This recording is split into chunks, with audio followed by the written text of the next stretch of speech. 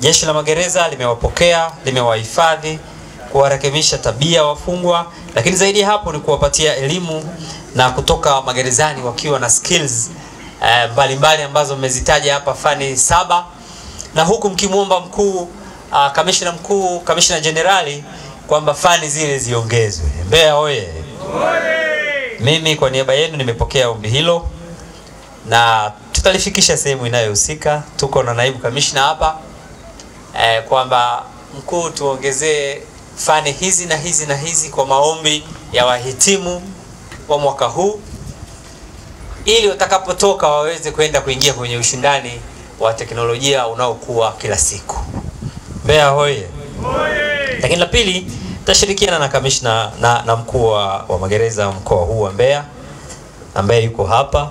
Tutajadiliana tuone yale ambayo tunayaweza kama mkoa. Yako ambayo mmeyataja, mengine tunayaweza hapa.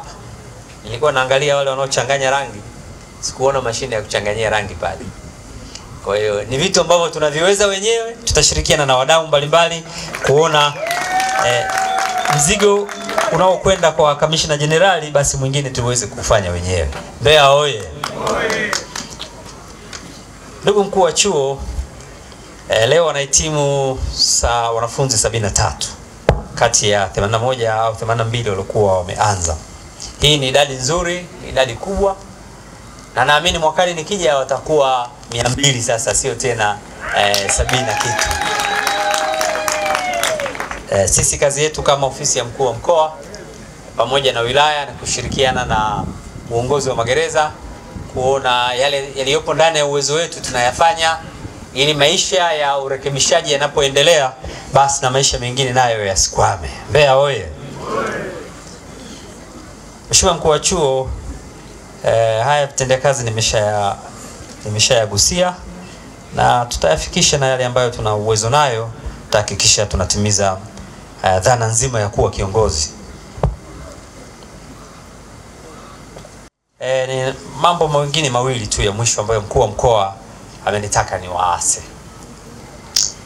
Cha kwanza, nilisema tunakuja magerezani kwa ajili ya kurekebishwa. Maana yake tunaamini umekuwa mtu mpya tofauti na ulivyokuja. Uongo kweli?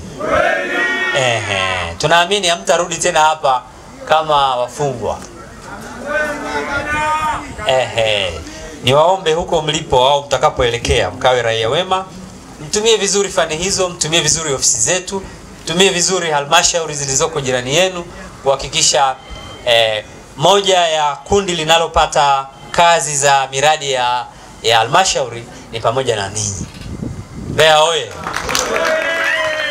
Hilo, ofisi zetu zipo wazi, ni nyie sasa mzitumie kuhakikisha mnakwenda kuboresha maisha kama lilivyokuwa lengo la serikali hii, kuhakikisha mnapata ujuzi huu. Lakini pia tunatambua chuo hichi pia kinapokea wanagenzi wa aina mbalimbali na kila mwaka idadi inaongezeka. Tunaendelea kushukuru ofisi ya waziri mkuu kwa jambo hili na kushukuru serikali kwa ujumla kwa kuhakikisha inarasimisha fani mbalimbali ambazo zimetoka katika taasisi rasmi na kuzirasimisha ili waweze kwenda kwenye soko la ajira pamoja na kujiajiri.